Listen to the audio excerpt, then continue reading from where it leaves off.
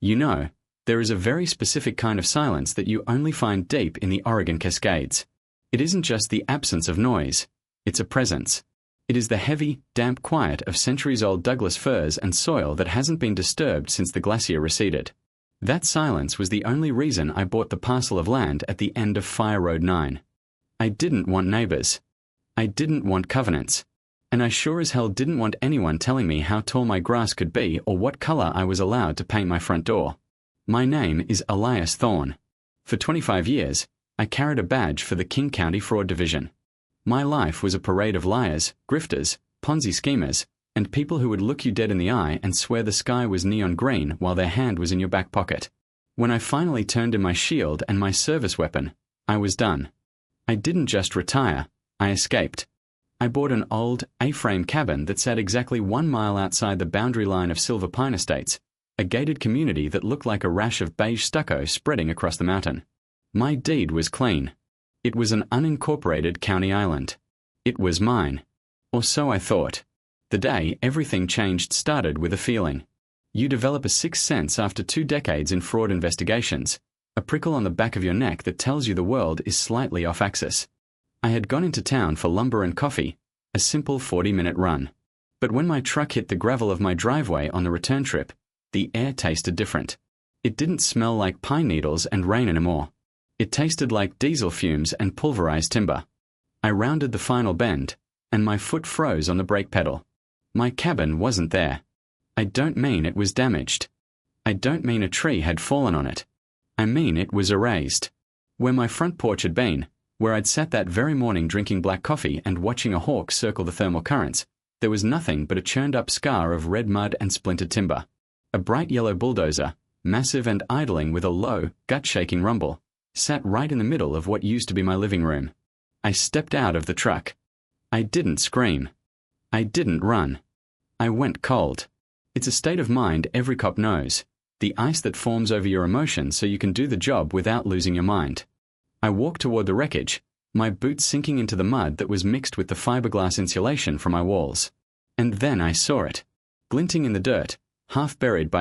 I even had a frantic email chain from Gerald Himes, the HOA treasurer, begging the other board members to reconsider because this feels like prison time. Jerry. He was the weak link. In every conspiracy, there's always one person who has a conscience, or at least a healthy fear of consequences. I decided it was time to introduce myself to Jerry. I found his address in the files, a McMansion on the edge of the golf course. I showed up at his front door at 7 a.m. the next morning. I wasn't wearing the FiberTech disguise. I was wearing my old sheriff's department windbreaker, the one with the star embroidered on the chest. It wasn't an official uniform anymore, but it carried the weight of history. Jerry opened the door in his bathrobe, holding a mug of tea. When he saw me, saw the jacket, saw the hard, flat look in my eyes, he dropped the mug. It shattered on the porch, hot tea splashing his slippers. Gerald Himes, I said. We need to talk about the bulldozer. He tried to slam the door. I put my boot in the jam. You have 2 choices, Jerry, I said, lowering my voice to that register that makes suspects sweat. Choice A, you slam this door, and I drive straight to the district attorney with a packet of emails that has your name all over a conspiracy to commit grand larceny, fraud, and destruction of property. You go to jail, you lose this house, and your kids grow up visiting you through plexiglass. Jerry was trembling so hard his teeth were clicking. Or, I continued, choice B. You invite me in. You tell me everything. You turn state's witness. And when the hammer drops, it lands on Cynthia, not you. He looked at me, looked at his nice quiet street, and then stepped back. Come in, he whispered. For the next 2 hours, Jerry sang like a canary. He told me everything. How Cynthia had been embezzling HOA funds to pay off personal debts. How the developer had offered them a kickback to clear my land because my property blocked the premium view for their new condos. How they had hired an unlicensed demolition crew because no legitimate company would touch the job without a permit. I recorded every word.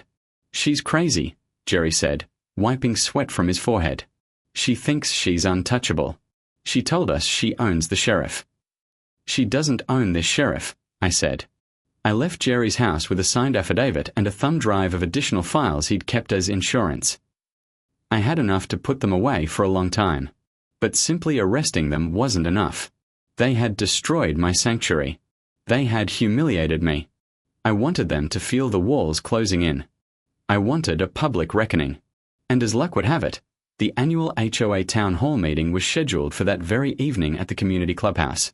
Every resident would be there. I spent the afternoon preparing. I went to the print shop.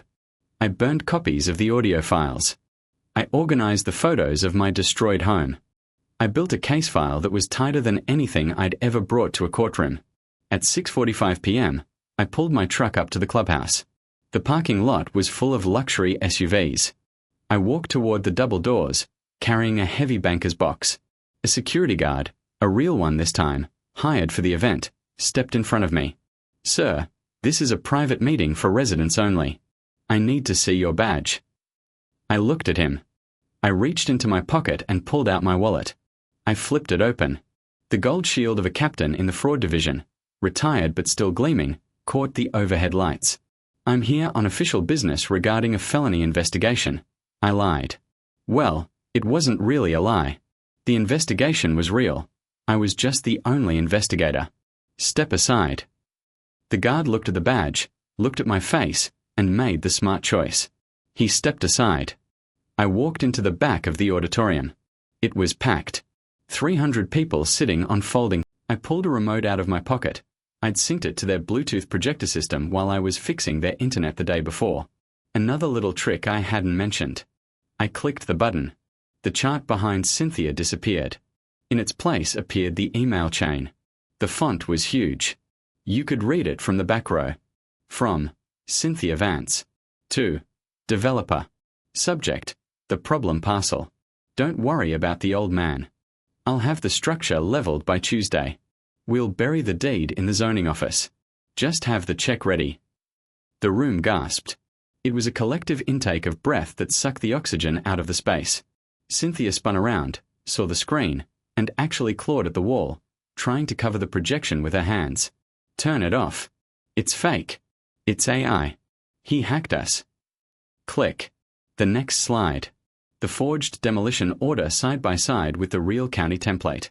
The mismatched fonts highlighted in red. The timestamp showing she made it on her computer. "You forged official government documents, Cynthia," I said, looking up at her on the stage. "That's 5 years, minimum. Mandatory federal sentencing."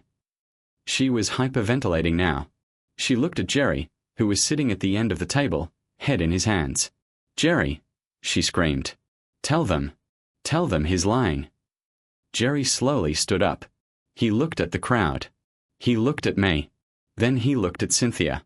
"He's not lying," Jerry said, his voice shaking but audible. "She made us do it. She said if we didn't vote for the demo, she'd leak our financial records. She's been blackmailing the board for years." Pandemonium. People were standing up, shouting, pointing fingers. It was the kind of chaos that usually ends in a riot. But I wasn't done. "One more thing," I said into the chaos. I clicked the remote again. A video started playing.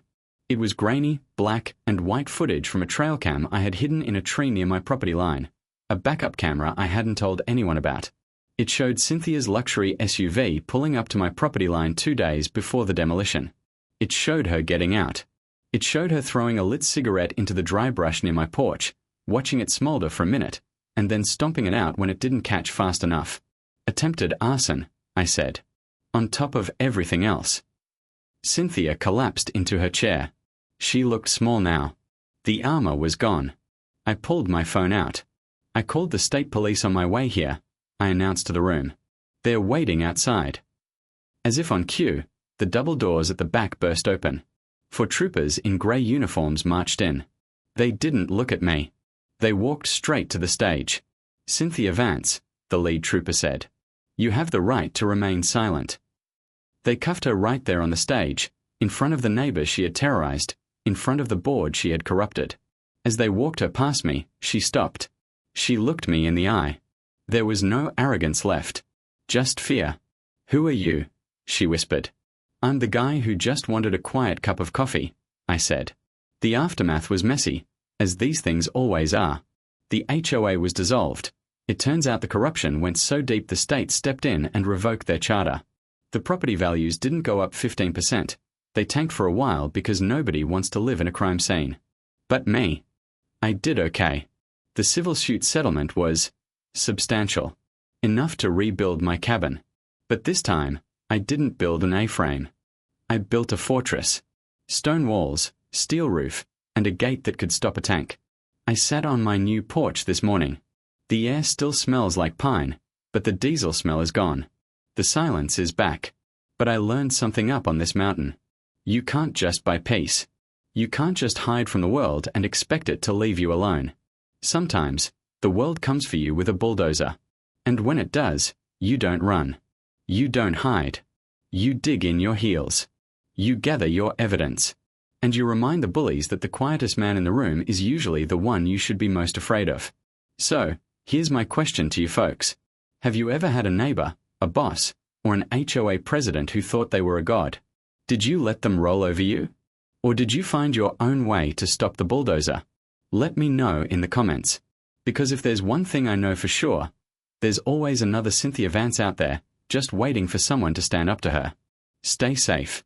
Watch your six. And never, ever let them crush your watch.